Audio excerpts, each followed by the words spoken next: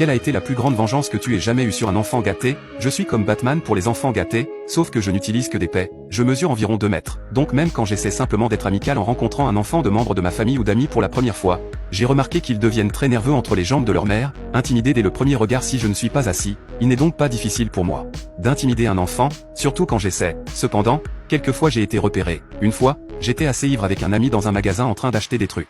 Ce petit garçon de 7 ans avec une crête iroquoise était insupportable dans le rayon des figurines d'action, je l'entendais depuis 5 allées plus loin et c'était comme des ongles sur un tableau noir. Je dis à mon ami que je vais péter sur la tête de ce gamin. Regarde et apprends. Je le vois se diriger vers l'îlot de caisse et vois le vilain petit gars traiter sa mère d'idiote pour ne pas lui avoir acheté un énorme G.I. Joe, le véhicule du film. Le choix de l'enfant et le jouet m'ont encore plus énervé compte tenu de la médiocrité de ce film.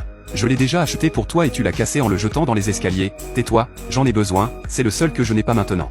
La mère était plus jeune que moi. J'ai la vingtaine et j'ai fait un regard de défaite. Je n'ai pas assez d'argent en ce moment. L'enfant a crié, tu es idiote. Et a continué à humilier publiquement cette femme. À l'époque, je suivais un régime strict de burrito au port de Chipotle. Pendant que je regardais tout cela, mon estomac m'a donné un premier gargouillis d'avertissement, me disant que j'étais à environ 1 heure de punir les toilettes. Le destin m'appelait. Je me rapproche un peu de ma proie en inspectant quelques jouets de catch. L'enfant crie, va te faire foutre, je te déteste. La mère lève les yeux au ciel et lui tourne le dos pour l'ignorer.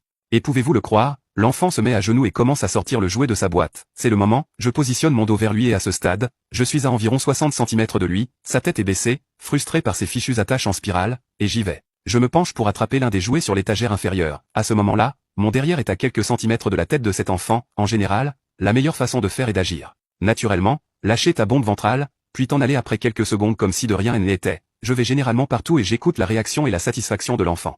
Cependant, aujourd'hui je ne pouvais pas me retenir. J'ai incliné ma tête en arrière pour regarder cet enfant du coin de l'œil afin de garantir la précision. Je suis si proche, que de loin on dirait que je vais m'asseoir sur lui. Mon ami voit ce qui se passe et ne peut plus se contenir. Il se couvre la bouche, mais son rire de bourricot hyperventilant est clairement audible par-dessus la musique pop des années 90 diffusée sur les haut-parleurs. L'enfant regarde immédiatement vers les rires, mais ne peut s'empêcher de remarquer qu'un derrière est maintenant juste devant son visage. Je suis en train d'essayer de ne pas rire, mais aussi de paniquer car je viens de faire contact avec lui.